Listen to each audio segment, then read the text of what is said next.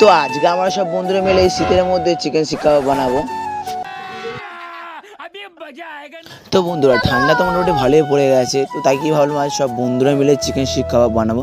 তো যেমন ভাবো তেমন কাজ, তো তাই কি সন্ধ্যেবেলাতে সব বন্ধুরা মিলে বেরিয়ে পড়লাম চিকেন কেনার উদ্দেশ্যে। তো তারপরে আমরা চলে এসেছিলাম আমাদের ফুলেশ্বর মহসতলা চিকেন ফার্মের এখানে। তো আমাদের যতটা পরিমাণ মাংস লাগে তো আমরা সেখান থেকে ততটা পরিমাণ মাংস নিয়ে নিচ্ছিলাম। তো ফাইনালি এখানে আমাদের মাংস নিয়ে কমপ্লিট। তো আমাদের এবার পিকনিক স্পটে যাবো আমরা। তো তাই আমরা আবার বাউন্ডারি করে বসে চলে আসলো আমাদের মাঠের এখানে। আসলে বন্ধুরা আমাদের চিকেন শিক কাবাব করার প্ল্যানিংটাই মাঠের মধ্যে হবে। তো তাই এখানে প্রায় এখানে সব বন্ধুরা চলে এসেছে অলরেডি।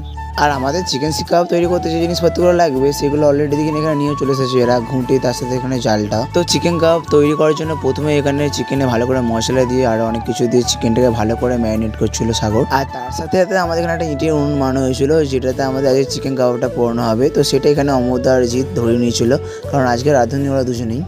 শুভ কাজ যত তাড়াতাড়ি সম্পন্ন হয় ততই মঙ্গল।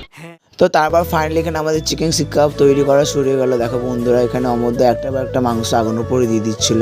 আর তোমরাও যারা সব বন্ধুরা মিলে চিকেন কাবাব বানাতে যাও তোমরা কিন্তু এই ভিডিও থেকে অবশ্যই কিন্তু পেরিয়ে যাবে। আর এখানে মাঠের মধ্যে সবাই গোল করে বসে চিকেন শিক কাবাব বানানো দিচ্ছিল, সত্যি ব্যাপারটা খুব আলাদাই জমে যাচ্ছিল। তো তারপর এখানে আমাদের চিকেনগুলোকে একটু একটু করে পুড়িয়ে নেওয়ার পর আমাদের প্রতিটা চিকেনের ওপর একটু একটু করে বাটার দিয়ে দিচ্ছিল। তো তারপর এখানে আমাদের চিকেনগুলোকে ভালো করে পুড়িয়ে নেওয়ার পর একটা একটা চিকেনকে এখানে উল্টে দিচ্ছিল। আর এখানে জাস্ট লাগছিল দেখো বন্ধুরা চিকেন কাবাবটা, মানে দারুণ লাগছিল, মানে সত্যি এখন থেকে জল চলে আসছিল জিভে। তো চলো বন্ধুরা এই খুশিতে তোমাদের জন্য একটা